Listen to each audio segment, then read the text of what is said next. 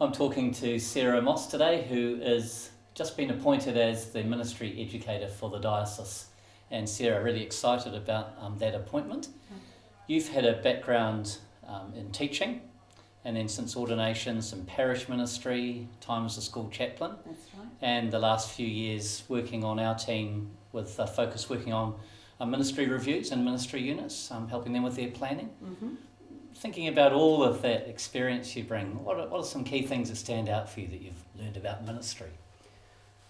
I think as I look at my ministry experience, one of the things that strikes me is that through it all, even though once I thought I had left teaching to go into ministry, it just seems to come back around in this cycle again and again, that where it becomes more a part of what I'm doing. And I guess for me, as I see ministry then, it really speaks to me about this integration between, whatever academic education we have, whatever theology, we have reflected upon, how we integrate that into who we are as priests or as lay leaders in the church. And it's that integration of what we know and what we feel and who we see ourselves as being, that's really important to me.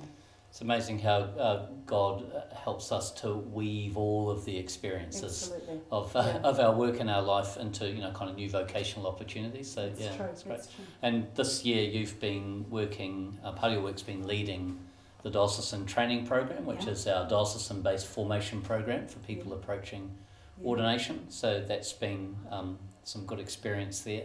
Preparing for this role, as it's turned out. Yes, which we didn't realise at the time, but it has moved really naturally from being part of that to considering how I might extend that involvement in the diocese and actually discovering that is really where my heart's at, and working with that group of people and encouraging them to explore deeply who they are, how they see themselves in ministry, how they integrate their theology with praxis, with the pastoral part of ministry is really, really rewarding.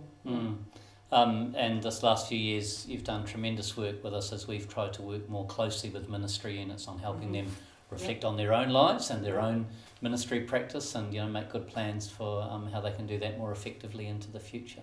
As you begin to think yourself into this new role, and there's going to be a bit of transition time from one role to the other. Bit of juggling. What's some hopes you've got for the new role? Where have you thought your focus might be? Well, I think there's so many good things happening in that area of ministry education that it will be very much trying to come to grips with a lot of those things.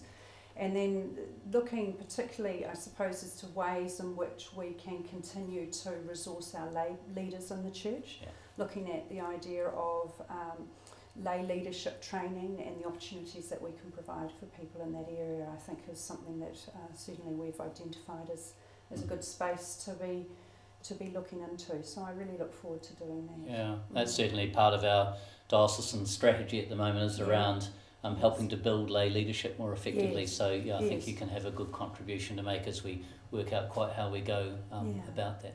And I think one of the things too about the review role is it's given me quite a good picture across the diocese of the very real things that different ministry units grapple with in terms of ministry now.